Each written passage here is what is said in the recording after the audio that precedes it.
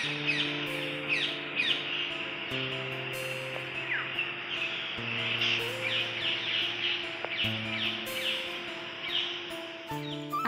এই তুলো তুলো মেঘ আমাদের বারবার মনে করিয়ে দিয়েছে যে আর পুজো মাত্র কয়েকটা দিন। হ্যাঁ, আর মাত্র কয়েকটা দিন, তারপর কিন্তু পুজো। নমস্কার, আমি অলকা। আমার ডেইলি ব্লগে তোমাদের সকলকে স্বাগত জানাই। আজকে আবার একটা নতুন ব্লগ নিয়ে তোমাদের সামনে হাজির হলাম। আকাশের অবস্থা দেখে মনে হচ্ছে যেন সন্ধে নেমে এসেছে, কিন্তু এটা সন্ধে নয়। এখন যে পরিমাণে বৃষ্টি হচ্ছে তা কিছু বলার নেই। সারাদিন যেন এই আকাশ এই মেঘলা মেঘলা, কিছু সময় হয়তো রোদ দিলেও একটা গুমোট গরম হয়ে থেকে যায়। তো ভাবলাম আজ বাগানে ছিলাম, তাই একটা বাগানের ছোট্ট ছবি তোমাদের সামনে তুলে ধরলাম। এখন সেভাবে বর্ষায় কোনো গাছ নেই, তার জন্য জাস্ট কয়েকটা পাতাবাহার হাতে গোনাগুনতি, সেগুলোই ভাবলাম তোমাদের সামনে তুলে ধরি। বৃষ্টির পরিমাণটা কমে গেলে আবার কিন্তু শীতের জন্য নতুন নতুন গাছ যখন আনা হবে তখন তাও তোমাদের সামনে তুলে ধরা হবে। আর মাত্র কয়েকটা দিন, তার জন্য আমিও শুরু করেছি আমার ঘর পরিষ্কারের কাজ।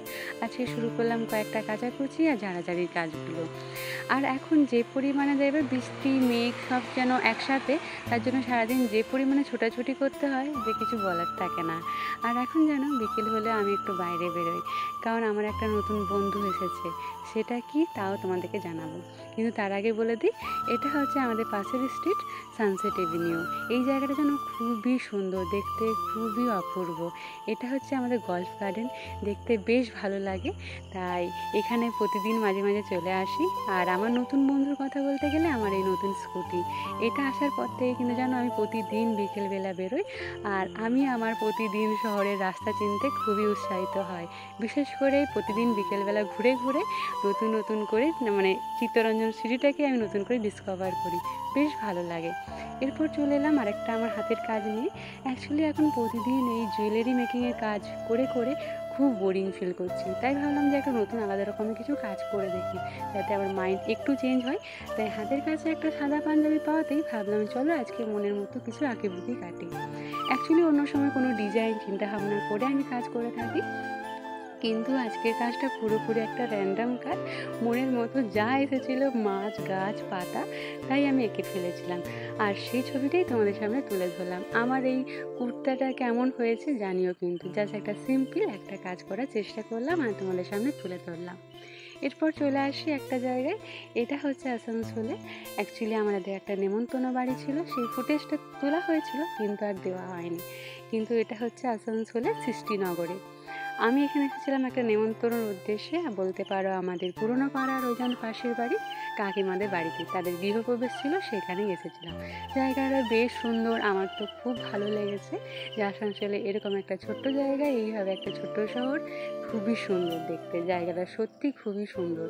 আমি এখানে এসে চারিদিকটা একটু ভিডিও করেছি, তার সাথে সাথে এই যে বিল্ডিংগুলো দেখছো এখানে কিন্তু ওঠানামা করাতেই আমার মাথা ঘোরাচ্ছিল, কারণ এতটাই উঁচু, বলতে গেলে এক জায়গায় 9th ফ্লোর 10th ফ্লোর এইভাবে যাওয়া আসা করছিল, আর মাথা ঘোরাচ্ছিল। তো চলো যাদের বাড়ি এসেছি তাদেরকে পরিচয় করে দিই। এটা হচ্ছে আমাদের স্যারের মেয়ে রিয়া। ঢোকাতেই ভাবলাম চলো তাদের বাড়িটা একবার তোমাদের সামনে তুলে ধরি। এটা হচ্ছে একটা ডাইনিং হল বলতে পারো, অ্যাটাচ টিভি ক্যাবিনেটের সাথে। এরপর চলে আসি ওই ওপরে ভিউটা দেখতে। এখানে ঝুমুর বাতিটা কিন্তু বেশ সুন্দর, আমার খুব ভালো লেগেছে। এটা হচ্ছে একটা 3 BHK ফ্ল্যাট, খুবই সুন্দর ছোট্টর মধ্যে। তারপর এদিকটা হচ্ছে রান্নাঘর, এখানে দেখো কাকিমাও আছে রান্নার কাজে ব্যস্ত। না, সেদিন ব্যস্ত নয়, হয়তো সামথিং কিছু কাজ করছিল, তাই সেটা তুলেছি। আর এদিকে আছে কি মানে বলতে পারো 3টে রুম, আমি আগেই বললাম যেহেতু এটা 3 BHK একটা ফ্ল্যাট। এদিকটা আছে একটা মাস্টার বেডরুম উইথ একটা অ্যাটাচ বাথরুম পাশেই আছে, কিন্তু মানে যেহেতু ফ্ল্যাটে দেবে দুটো বাথরুম দেওয়া থাকে, একটা হচ্ছে নর্মাল আর একটা হচ্ছে মানে একটা কমন আর একটা অ্যাটাচ থাকে। যেহেতু এরা এখন নতুন, তার জন্য সব জিনিস এইভাবে লাগেজ করে রাখা আছে, ঘর সেভাবে গোছানো নেই, তাও আমি চলার চেষ্টা করলাম, কারণ তাদের বাড়িটা আমার বেশ সুন্দর লেগেছে। আর এ পাশটা চলে আসি, এ পাশটা এসেছে এই একটা বেডরুম। এখানে কিন্তু জায়গাটাও খুব সুন্দর বলতে পারো, ভিউটা অনেকটা সুন্দর, যেহেতু এর ব্যাক সাইডটা পুরোপুরি ফাঁকা। আর এখানে যে আলমারিটা আছে মানে বলতে পারো দেওয়ালের সাথে অ্যাটাচ করা যে আলমারিটা, ওটার ডিজাইনটাও বেশ সুন্দর, আমার বেশ ভালো লেগেছে। তারপরে মানে তার ফাঁকে আমি নিজেকে একটু তোলার চেষ্টা করেছি। এরপর চলে আসি, দেখো বাইরের দিকটাও দেখিয়ে দিলাম তোমাদেরকে যে কীরকম একটা ভিউ, খুবই সুন্দর জায়গাটা। এরপর চলে আসি আরেকটা রুমে। এখানে কিন্তু পুজোর এই জায়গাটা দেখে সত্যি আমার মন ছুঁয়ে গেছে। আমি এতদিন ধরে জাস্ট অনলাইনে এগুলো দেখতাম, আজকে চোখের সামনে দেখাতে খুবই ভালো লেগেছে। মনে হচ্ছিল নিজের বাড়িতে করতে পারলে সত্যি আমি খুব খুশি হব এরকম একটা জায়গা। এই রুমটাও বেশ ভালো রকম।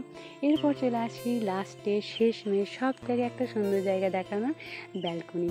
এখান থেকে সত্যি আমার মাথা ঘোরাচ্ছিল নিচে তাকানোর জন্য, বাট ভিউটা খুব খুব সুন্দর, মানে অতিরিক্ত সুন্দর ছিল আমার কাছে। তো শেষ পর্যন্ত আমার ব্লগটা এতদূর পর্যন্ত রইলো।